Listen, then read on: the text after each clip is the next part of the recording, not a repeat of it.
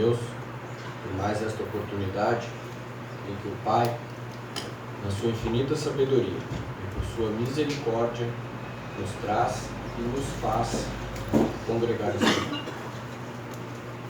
Então, como vínhamos dizendo nosso irmão Galvani, conservemos os nossos pensamentos elevados ao Senhor da Glória, suplicando a Ele sobre nós o seu amparo, para que Ele dê sempre àqueles que falam a palavra com sabedoria, assim como nos fala São Paulo em suas cartas. E a nós todos que ouvimos, Ele nos deu entendimento, Ele nos deu discernimento da sua doutrina, para que assim no nosso dia a dia nós possamos traduzir em prática aquilo que nós conhecemos, aquilo que por Cristo nós conhecemos. Aquela passagem que o irmão vinha falando, de que o Filho do Homem não tinha uma pedra onde reclinar a cabeça, aquele é um dos maiores exemplos que se tem de negação da vontade do homem. Aquilo é a negação completa da vontade. Assim como diz o professor Ugarte no tema Nascimento de Jesus Cristo, onde ele reconhece que até de inteligência ele carecia, porque nada daquelas coisas ele era criador, pois ele reconhecia que o único Senhor dos céus e da terra era Deus. Essa é a negação, é a esse nível de negação que nós temos de chegar. Mas para se chegar a essa negação tão profunda de reconhecer Deus em todos os atos humanos, exatamente em todos os atos humanos, é necessário antes obedecer. Porque é pela obediência que vem a salvação. É pela obediência que se chega à negação, e não ao contrário. Porque se pela negação nós pudéssemos chegar à obediência, isso seria uma inversão, porque nós estaríamos fazendo a negação não pela vontade de Deus, mas pela nossa vontade. Assim, roubando a glória de Deus, e assim nos distanciando cada vez mais da divindade. Não é pela nossa vontade que nós viemos para a prática da obediência. Nós viemos porque nós fomos chamados. A partir dali, iniciou-se uma nova vida.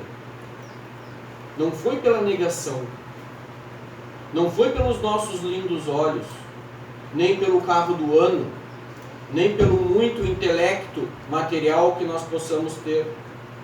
Foi por uma graça de Deus. O Evangelho nos diz: a salvação é pela graça. E é Deus quem chama. Mas ninguém tem esse poder nos céus ou na terra, a não ser o próprio Criador, de nos chamar para a lei de obediência. E no momento que Ele nos chama para a lei de obediência, rompe-se o véu. E nós deixamos a lei de liberdade e ingressamos na verdadeira vida. Porque nós temos de ter consciência que quando nós entramos na lei de obediência, o que é passado, é passado. O Evangelho é muito claro ao dizer: se os seus pecados forem vermelhos como a grana, ficarão brancos como a alva lã. É uma nova vida, que não é mais vivida por nós, mas pelo Cristo no nosso interno. Ah, mas eu me sinto tão pequenininho ainda. Está errado. Cristo nunca é pequeno. Não existe Cristo pequeno nem Cristo grande. Cristo é Cristo. E Cristo opera em nós desde o primeiro momento em que nós aceitamos a doutrina e colocamos em prática.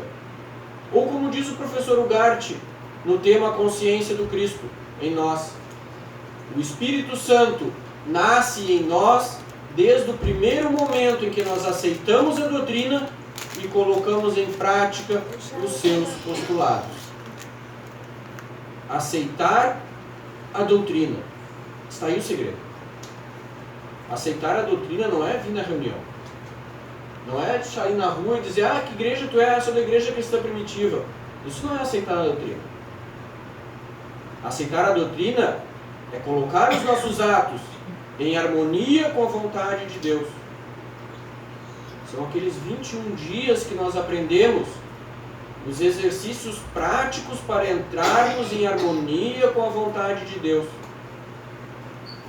Fazer a vontade de Deus é fazer no nosso dia a dia não mais a nossa vontade, mas a vontade do Pai, em pensamento, em todos os nossos atos. Alguém poderia levantar o braço e dizer, mas não são os nossos atos dentro do bem que devem ser feitos pela vontade de Deus? Sim, todos os nossos atos. Mas não são os nossos atos dentro do bem? Sim, todos os nossos atos devem estar dentro do bem. Nós não temos mais a opção de escolha. Isso que é bom, eu faço pela vontade de Deus. Isso que é ruim, eu faço pela minha vontade. Não existe isso. Isso é sofismar sobre a verdade.